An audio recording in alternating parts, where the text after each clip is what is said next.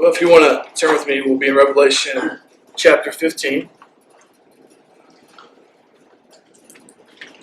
You could almost memorize this whole chapter. It's that short. I was torn because it's only 8 verses, and I thought, it's not a lot you can talk about in 8 verses. But I didn't want to go into chapter 16 because that's when things really start turning. So we may not spend a lot of time on this tonight, but we will go through it and look at it. This past Sunday night we were in Revelation 14, and that was hopefully a good chapter. Again, we're in the middle of this vision that John has drawn us out and given us an overview of it.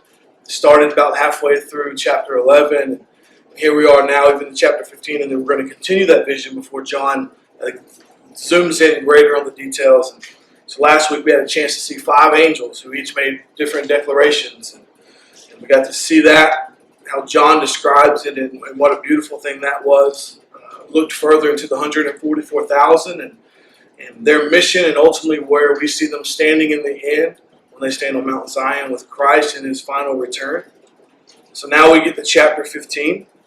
Yes, it is the shortest of all of it, but just because it's the shortest doesn't mean that it's not packed with a lot. And so this short chapter is filled with some good things in it. And so I look forward to spending time in it. Let me actually flip to it though. All right, Revelation chapter 15, we'll start at verse number 1. Then I saw another sign in heaven, great and amazing, 7 angels with 7 plagues, which are the last, for with them the wrath of God is finished. And I saw what appeared to be a sea of glass mingled with fire, and also those who had conquered the beast and its image and the number of its name, standing beside the sea of glass with harps of God in their hands. And they sing the song of Moses, the servant of God, and the song of the Lamb, singing, Great and amazing are your deeds, O Lord God the Almighty. Just and true are your ways, O King of the nations. Who will not fear, O Lord, and glorify your name? For you alone are holy. All nations will come and worship you, for your righteous acts have been revealed. After this I looked, and the sanctuary of the tent of witnesses in heaven was open, and out of the sanctuary came the 7 angels with the 7 plagues, clothed in pure white, bright linen, with golden sashes around their chests. And one of the 4 living creatures gave to the 7 angels 7 golden bowls full of the wrath of God, who lives forever and ever. And the sanctuary was filled with smoke from the glory of God and from his power. No one could enter the sanctuary until the 7 plagues of the 7 angels were finished. So this chapter is kind of the conclusion of chapters 10 through 15. It kind of brings an end to that middle section that we were reading.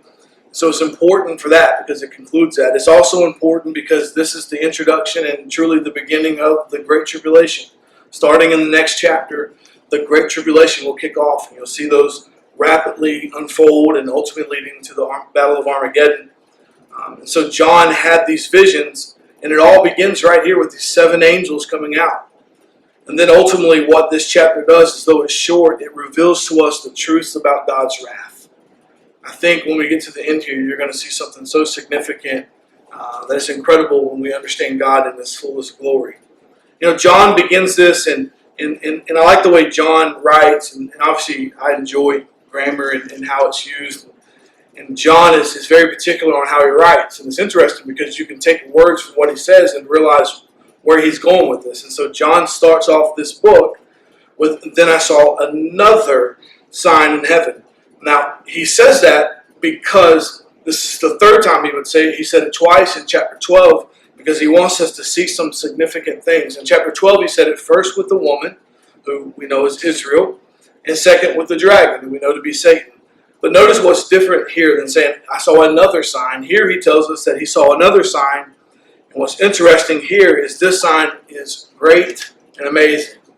Your Bible may say marvelous, but he's talking about the magnitude of this sign.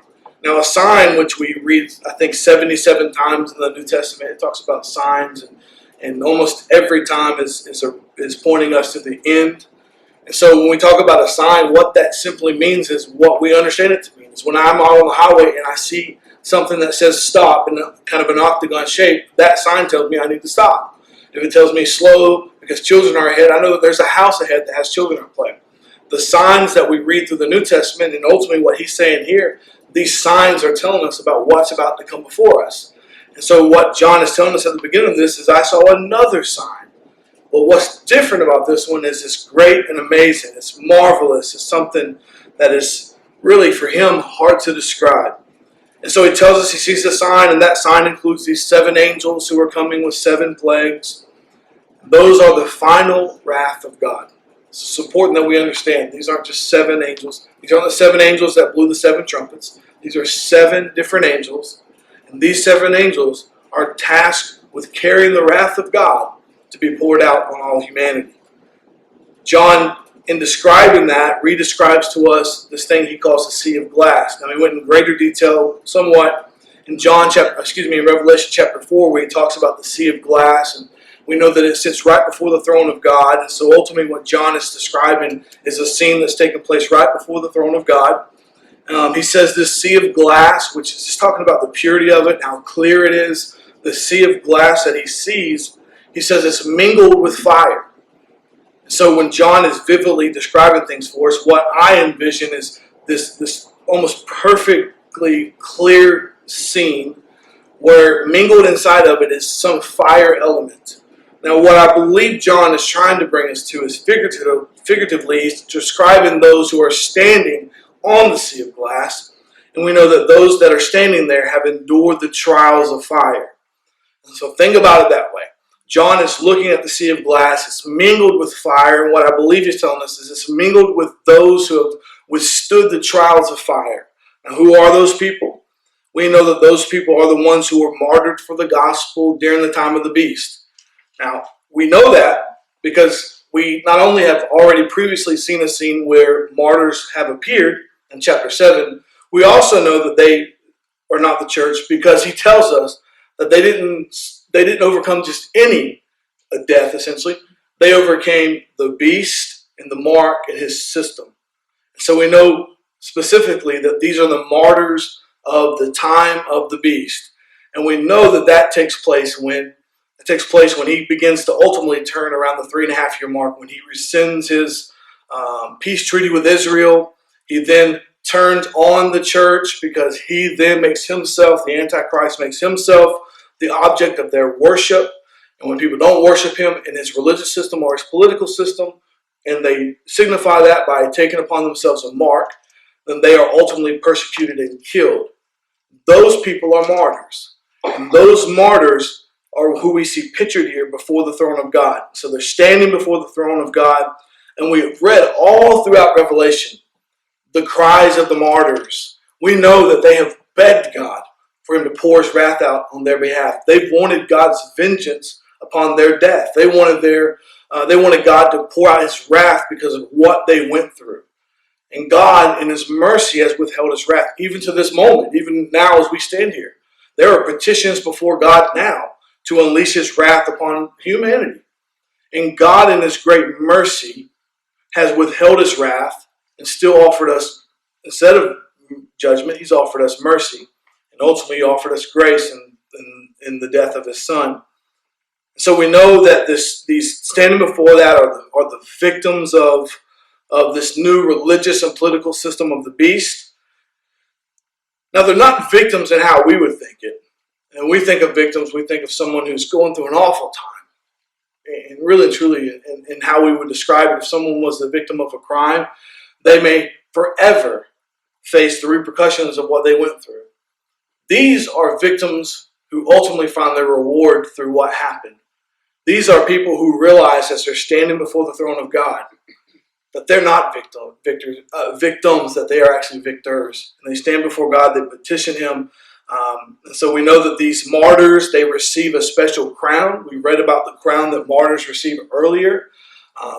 As we get into the millennial reign in a few more weeks, you'll read some of the significance of those crowns when it comes to the millennial ruling system. But what's interesting here is that we read that they get a crown, which we were aware of, but for the First time we read about a musical instrument that's issued to them. And that's unique because we have read about a trumpet, but a trumpet within the book of Revelation has always been to signify judgment. The trumpet and Christ returns. The trumpet and all the things that came along with it as God's wrath was poured out. So we've understood that instrument to be an instrument of judgment. But here we find that they're given harps. And what's interesting to me is this is the only instrument found in Revelation that actually serves its purpose as being an instrument. And the picture we get of them in heaven is that they're playing in a beautiful symphony of praise and worship, and they're singing the song of Moses and the song of the Lamb. The song of Moses that we read about here is actually a reference back to the song that Moses truly sang in Exodus chapter 15. In Exodus chapter 15, Moses sang a song, and I would encourage you to go back and read it because you'll see some of the similarities between this and parallels. But I want you to understand why this song is being sang and the significance of it. Remember what Moses had been through.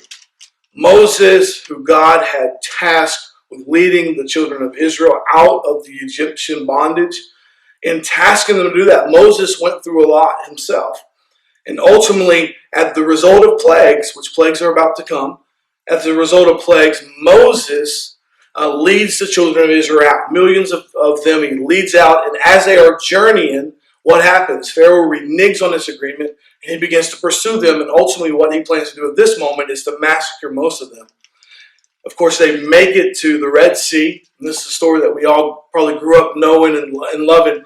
As they make it to the Red Sea, a lot of the children of Israel begin to murmur because they believe that they were pulled out of, for some of them, wasn't necessarily a bad situation, to now ultimately meet their death. And they're upset about that. And they're thinking, wow, this is not how I pictured this one in.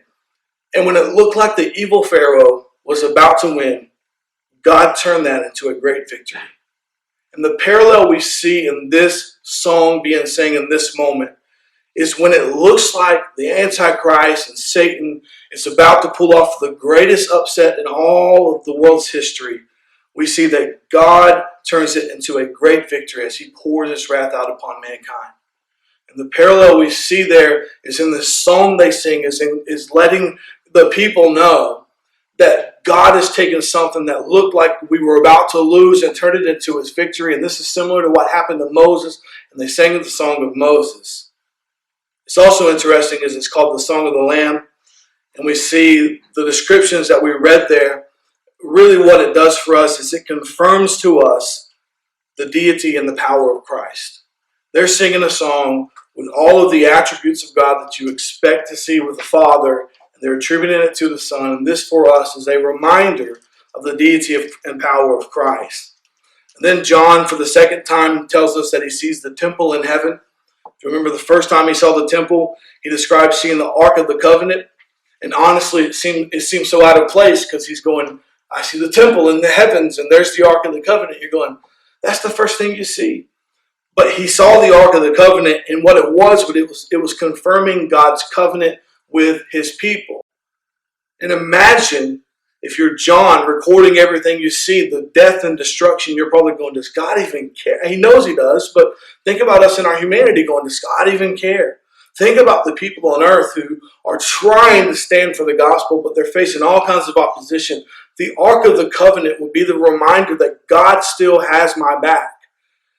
Now, for the second time, John sees a temple revealed in heaven, but this time it's a very different scene. This time, instead of describing what he sees within the temple, he describes what he sees coming out of the temple. Walking out of the temple, he sees 7 angels. These 7 angels that are coming out are coming directly from the presence of God. Think about a temple when we look at it within the Old Testament context. There was only one time that the high priest could go into the temple, into the Holy of Holies. And before he could even get in there that one time, all of the rituals and things he had to go through to make it in there were significant. Here we see the picture of a temple in heaven. These angels are coming directly from in front of the throne of God. As they are walking out from in front of the throne of God, one of the 4 living creatures gives each of them a bowl of God's wrath. As they leave, this is what I want you to see. Up until this point, we've really still seen the mercy of God. As they leave, what John records for us in verse number 8, is that the sanctuary begins to be filled with smoke from the glory of God.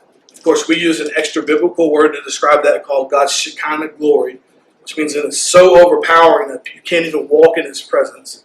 So the Shekinah glory of God begins to fill the temple.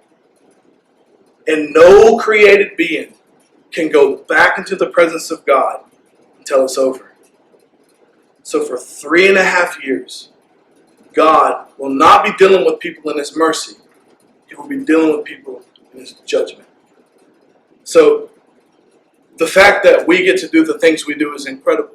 And God's mercy extends down to us. And the reason I can take a breath in this moment is because God's mercy is just continuing to pulsate in my life. But in this instance, at the 3.5-year mark, God will turn over His mercy into His wrath. He will answer the cries of the martyrs. And He will then exact vengeance upon humanity because they have rejected Him countless times. What I think is so interesting is our merciful God, for 3.5 years, His Shekinah glory will fill the temple as He deals with humanity. Think about that. We've read some pretty devastating stuff up until this point. Over half of the world's population has been wiped out through various things. Those have no comparison to what's about to happen, because in those moments, God allowed it to happen. In this moment, God Himself is ensuring that it happens. And what happened in the first 3.5 years, though bad and wiping out so many within our world's population, pales in comparison to God Himself exacting His vengeance upon mankind for 3.5 years, being inaccessible to any created being. And I say any created being because obviously the triune God has access to each other. But no created being, no angel is walking back in that temple. Once those 7 angels walk out, there's not an angel walking back into that temple. There's no human walking in there. As great as we believe Moses and Paul was, Paul and Moses aren't walking into that temple. For 3.5 years, the glory of God fills that temple as He pours His wrath out upon mankind. It's an incredible thing to think about. And you will see the full depth of it when we go into the next chapter and we start seeing God pouring out His wrath actually through those 7 bold judgments, those 7 plagues. Any questions?